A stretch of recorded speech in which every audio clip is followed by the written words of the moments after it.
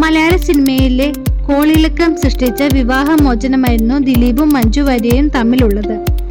14 വർഷത്തോളം നീണ്ടുനിന്ന ദാമ്പത്യമായിരുന്നു ഇരുവരും വേർപിരിഞ്ഞത്. ശേഷം മകൾ മീനാക്ഷി പിതാവിനൊപ്പം ജീവിക്കണമെന്ന് തീരുമാനം എടുക്കുകയും ഈ കാര്യമാണ് മഞ്ജു വാര്യരെ വിമർശിക്കുവാൻ കാരണമായത്. മഞ്ജു മകളെ ഉപേക്ഷിച്ചതാണെന്നും തുടങ്ങിയ അക്കാലത്തെ വ്യാപക വിമർശനങ്ങളാണ് നടിക്ക് നേരെ വന്നത്. എന്നാൽ വിവാഹമോചനത്തിനും പിന്നീടുള്ള കാര്യങ്ങളിലും മഞ്ജു എടുത്ത തീരുമാനങ്ങൾ അഭിനന്ദിക്കുന്നതാണെന്നും നടി ജീജ സുരേന്ദ്രൻ പറയുന്നു.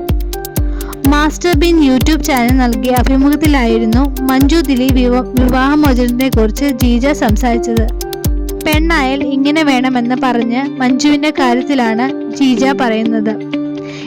ഈ ലോകത്ത് ഒരുപാട് ഡിവോഴ്സുകൾ നടക്കാറുണ്ട്. പക്ഷേ ആ മഞ്ജുവിന്റെ നാവിൽ നിന്നും എന്തെങ്കിലും കിട്ടിയോ? ഒരു യൂട്യൂബ് മഞ്ജുവിനോട് ഇതിനെക്കുറിച്ച് ഒരിക്കൽ ചോദിച്ചിരുന്നു.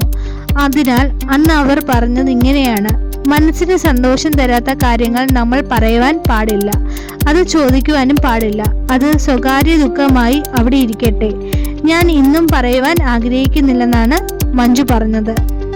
മഞ്ജുവിന്റെ സ്ഥാനത്ത് വേറെ പലരുമായിരുന്നുവെങ്കിൽ വായി തോന്നിയെല്ലാം വിളിച്ചു പറഞ്ഞേനെ. അങ്ങനെയാണെങ്കിൽ മകൾ മീനാക്ഷി മഞ്ജുവിന്റെ കൂടെ നിൽക്കാത്തത് എന്തുകൊണ്ടാണെന്ന് അവതാരകൻ ചോദിച്ചു. എന്റെ വീട്ടിൽ 2 പെൺമക്കളുണ്ട്.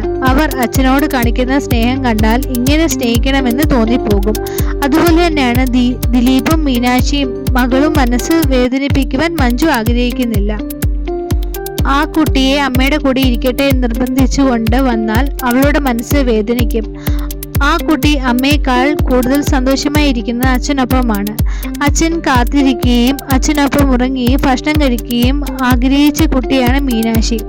അപ്പോൾ മഞ്ജുവിന് വേദനിക്കില്ലേ എന്ന് ചോദിച്ചാൽ അവർ എല്ലാം സഹിക്കുകയാണ്.